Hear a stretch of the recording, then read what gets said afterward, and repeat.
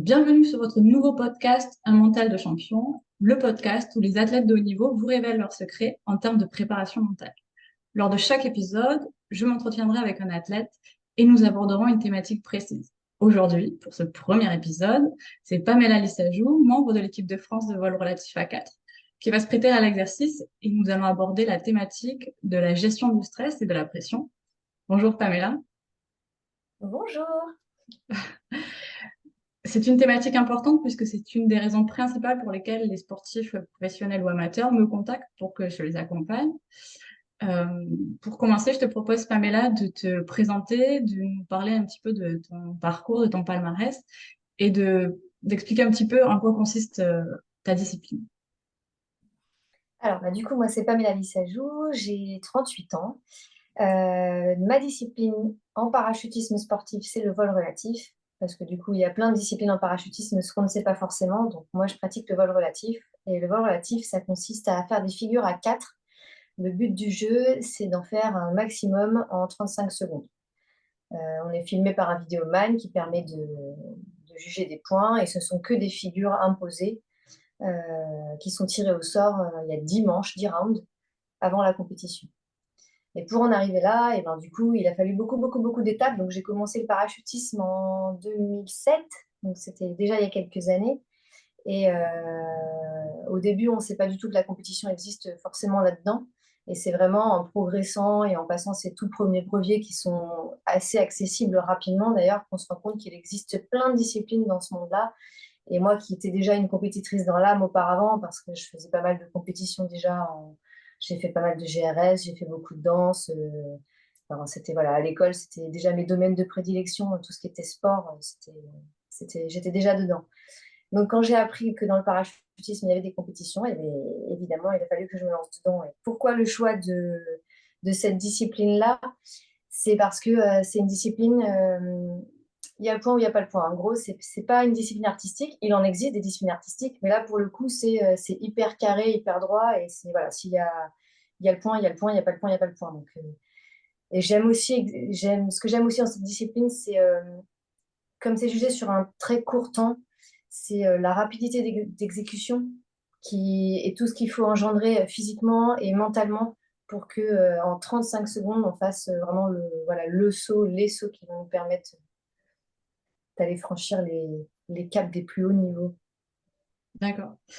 Lorsqu'on s'est rencontrés, je vous ai accompagné lors de la préparation des championnats du monde de l'automne dernier. Et une de tes demandes, c'était justement de travailler sur la gestion du stress et de la pression. Est-ce que tu peux nous dire comment se manifestait chez toi le stress et dans quelles circonstances? Ouais, alors, nous, dans les équipes, en tout cas, dans le vol relatif, enfin, même dans les autres disciplines, mais la France, on est un pays qui est vraiment au très très haut niveau et on est tout le temps sur les podiums. Enfin voilà. Donc déjà, moi, quand je rentre en équipe de France, je me suis mis une pression monumentale parce que je me suis dit, waouh, ils ont toujours gagné avant, j'ai pas le droit de rentrer et qu'on perde, etc. Enfin voilà, je me suis fait une montagne énormissime de mon premier championnat du monde. Et, on s'est rendu compte après plus tard qu'effectivement, mentalement, on n'était pas forcément prêt. Donc, moi, le premier stress que j'ai eu, vraiment, c'était je vais gravir une montagne que j'ai pas forcément préparée, mais je n'en ai même pas conscience, en fait. Je le Ah, voulais, mais j'étais pas, je savais pas que j'étais pas prête mentalement, en fait. On s'en rend compte après. quand tu parles de tes premiers championnats du monde, parce que tu n'as pas trop abordé ton palmarès, mais tu parles de C'est vrai, il y a quelque c'est temps. vrai, c'est vrai. Il y Est-ce a que tu quelques peux temps, du le premier coup championnat nous du monde, parler? ouais, c'était en 2016. Mais Hmm. oui, oui, avant tout ça, il y a eu 4 années en équipe espoir à partir de 2012. Moi, je rentre en équipe de France en 2015. Je fais déjà de la compétition internationale. Et mon premier championnat du monde, c'est 2016. Donc voilà, le premier, c'était dur, dur. Après tout ça, ben, aujourd'hui, j'ai 4 titres de championne du monde. Donc il y a eu du chemin depuis. Et puis récemment, un titre en tant que championne d'Europe aussi. Et ouais, tout récemment, là, il y a 2 semaines, Ouais, le quatrième aussi, je félicitations. crois, de championne d'Europe. Merci. Et donc, tu me disais la pression que tu te mettais parce que parce Ouais. qu'une équipe de France qui est très attendue et dont les résultats sont attendus aussi. Est-ce que tu peux me dire concrètement, physiquement, comment ça se manifeste pour toi ou se manifester? Parce qu'il y a quand même eu du chemin un peu parcouru, je pense, Ouais. là-dessus. Le, ouais, le plus difficile pour moi à gérer, c'est tant qu'on est devant et qu'on fait des bons sauts, ça va.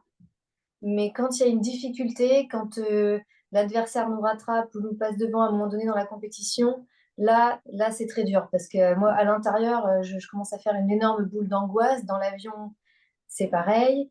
Et j'avais du mal à, physiquement, j'avais les membres, les jambes qui avaient tendance à se ramollir un petit peu. J'avais du mal à les réengager vraiment.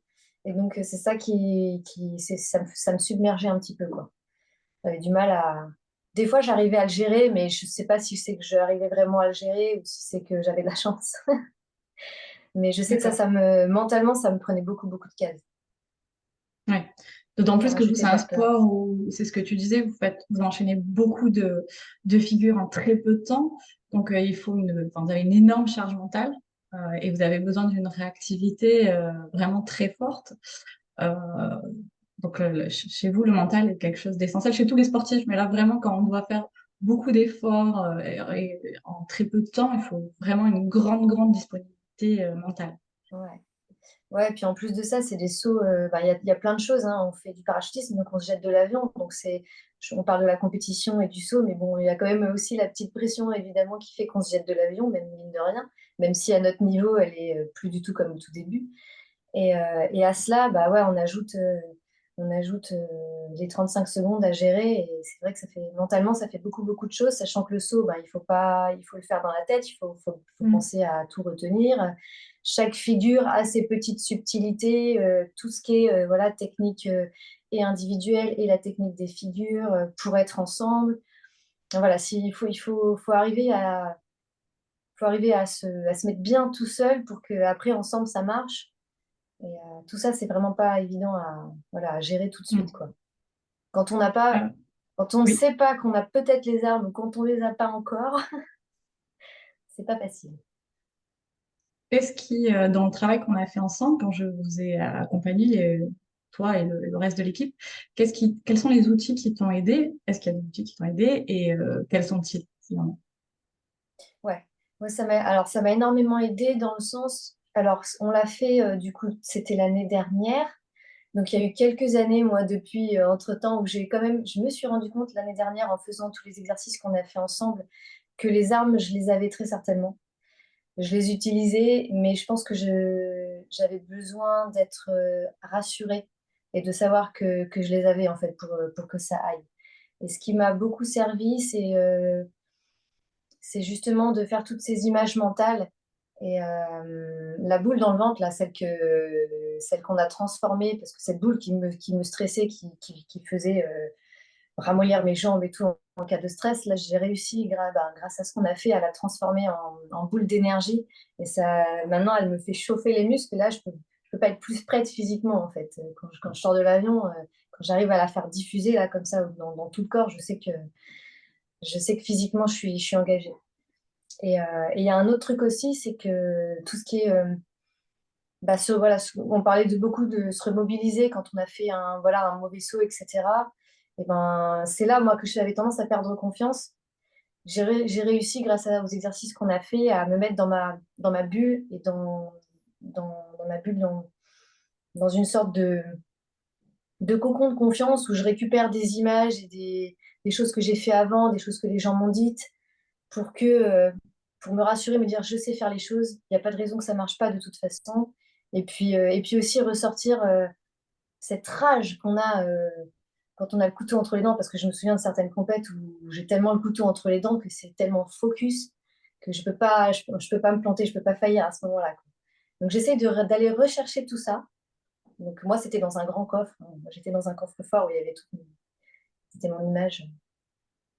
Il Mais y c'est avait c'est toutes les souvent choses le qui cas. pouvaient. C'est souvent Ouais, le cas quand j'accompagne des athlètes, c'est que les armes, sauf pour les grands novices, mais les armes, vous les avez, c'est juste qu'il faut aller les chercher et les ça. utiliser quand vous en avez besoin. Après, évidemment, on a vu des outils un peu spécifiques, notamment en équipe qui peuvent être utiles. Le conditionnement, quand l'ensemble de l'équipe arrive à le faire, ça permet de synchroniser tout le monde sur la même intention, la même énergie, la même émotion.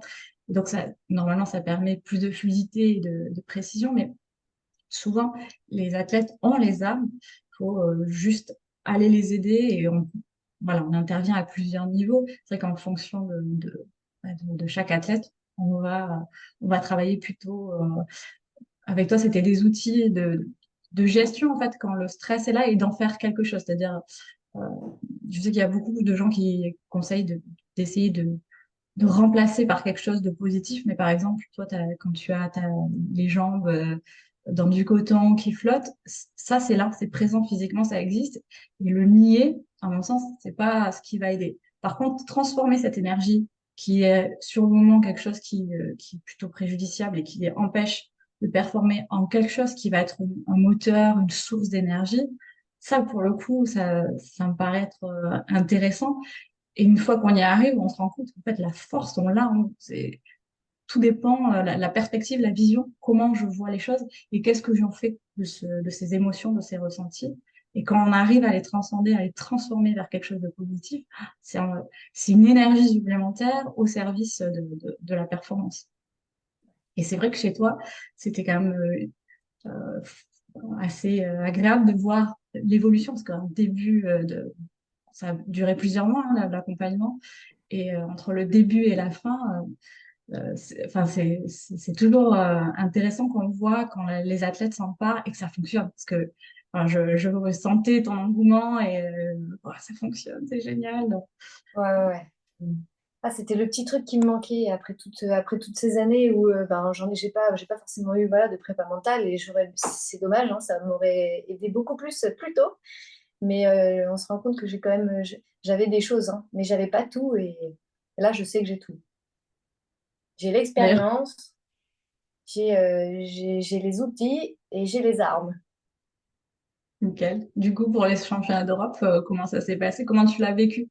Parce que le stress Alors, est toujours souvent en amont. Comment tu as géré ouais, ça? c'est un peu une autre forme de stress là, parce que du coup, comme on est sur un nouveau slot, c'est on a une équipe vraiment toute jeune. Donc moi, je suis l'ancienne, entre guillemets, parce que du coup, j'ai gravi les échelons avant et maintenant, c'est un nouveau challenge. Il faut que j'amène des petites jeunes là où je suis allée. Donc, je me suis rendu compte que j'essayais de voir comment elles étaient, surtout. Parce que j'ai vu, notamment, on a une la plus jeune, la toute jeune qu'on a pris, on l'a vraiment pris bébé au berceau, elle a très peu de sauts et aucune expérience internationale, c'était la première. Elles étaient deux, pour qui c'était la première compétition internationale et tout. Et donc, naturellement, je vois quand ça va pas bien, même en entraînement et tout, il y a eu des passages un petit peu compliqués et tout. Et, euh, et je me suis dit, j'ai un petit peu un rôle à tenir quand même aussi à ce niveau-là. Et quand on est en compétition, ben, il faut toujours qu'ils soient là. Alors, je dis pas qu'il faut que je sois la maman et tout, mais par contre, il faut que je sois la coéquipière en qui elles ont besoin. Enfin, je sais qu'il faut qu'elles aient confiance impérativement en moi. Il faut que je sois leur point de repère, quoi. Il faut qu'elles puissent Mm. s'appuyer totalement sur moi, que ce soit sur les doutes ou sur les bonnes choses, sur l'euphorie, sur la détresse, enfin, surtout, pour que je puisse justement les aider à tout ça. Et en fait, on a instauré un cri de guerre. Deux stages avant le championnat d'Europe. Et on s'est rendu compte que c'est vachement bien parce que ça nous permet d'être vraiment ensemble sur la même longueur d'onde au moment de partir, quoi. Et Mm. du coup, ça me fait un truc mental à gérer en plus, parce que du coup, c'est moi qui lance le cri de guerre. Bah, c'est ce qui est logique aussi. Mais du coup, la pression, pour moi, disons qu'au niveau des sauts, et comme ça va, bah, c'est le début, donc ça va moins vite et tout ça, ça va, mais j'ai plus de pression sur la gestion de l'équipe en général, on va dire. Mm. Mais j'ai Tu as confiance, en fait. endossé le rôle de capitaine de l'équipe un peu. Enfin, je sais pas Ouais, ouais, si tu ouais. l'as. On n'a pas dit qui était capitaine ou quoi, mais par contre, D'accord. oui, dans tous les cas, en tant que plus expérimenté, c'est Mais un c'était petit un peu. rôle qui te plaisait bien, parce que je me souviens déjà pour les championnats du Oui, monde, oui, oui. tu avais déjà un peu endossé cette casquette et on Ouais, avait travaillé ensemble justement ça, le fait que tu ouais, puisses. ouais. Mais je sais que maintenant je peux le faire. Autant avant, quand j'étais pas encore arrivée, que j'avais pas encore touché les plus hauts sommets, si, pas au tout début, il y a peut-être un moment où j'aurais pu l'endosser et encore, c'est pas sûr. Mais là, c'est sûr que oui, là, il n'y a pas de problème. Je sais que D'accord. j'ai confiance. Je pense que tu peux là maintenant. Est-ce que tu aurais des conseils à donner aux gens qui nous écoutent, pas forcément pour la discipline du vol relatif, mais en général dans justement la gestion du stress et de la pression avec le recul. Maintenant, qu'est-ce que tu pourrais donner comme conseil aux jeunes sportifs? Ouais, pour moi, la première chose qu'il faut arriver à avoir, ce qui pour moi est primordial, c'est la confiance en soi. Quand on a confiance en soi, je pense qu'on est capable d'aller chercher tout ce dont on a besoin. Et quand on a confiance en soi, que chacun individuellement a confiance en soi, et ben ça va forcément marcher, que ce soit en équipe ou individuellement. Pour moi, ça, c'est la priorité. Faut d'abord aller chercher ça. Et alors, comment tu fais pour aller chercher ça? Parce que j'imagine là, les gens qui nous écoutent se dire oui, oui, d'accord, mais comment je C'est fais? bien d'avoir confiance en soi, mais comment on fait? Bah, je pense que ça passe par plein de choses. Ça passe par l'estime de soi, ça passe par être fier de ce qu'on fait, de ce qu'on montre, de ce qu'on représente. Et ça passe aussi par des choses un petit peu plus personnelles, de ce que pensent les gens qui nous entourent, de ce que pensent nos coachs, les choses positives. Il faut aller chercher des choses positives parce qu'évidemment, il y a des choses, il n'y a pas toujours que du positif, mais il faut aller chercher les bons moments, les bons passages, que ce soit dans notre vie depuis toujours ou dans l'entraînement. Pour moi, il faut aller chercher voilà, toutes les pensées positives. Ça, ça, Et se ça, ça, ça- construire, ouais, se pour se construire construire, sur se ses qualités. crédibiliser. Et, ouais. Mm. Ouais, je pense que c'est ça. D'accord. Toi, ça, c'est ce qui t'a aidé le plus pour retrouver cette Ouais. confiance en soi. Je me souviens qu'on avait beaucoup, oui, travaillé là-dessus Ouais, puis sur. de me dire que j'en suis là et que c'était pas gagné au début, parce que du coup, c'était pas gagné au début, et puis même dans toute la vie, hein, quand j'étais à l'école et tout, Pamela, elle n'aimait que faire du sport et de la musique, et puis elle était sur une autre planète, et puis ben, aujourd'hui, je leur dis, bah tu la vois, ma planète, c'était celle-là, et j'y ai cru Et elle est jusqu'au pas bout, mal.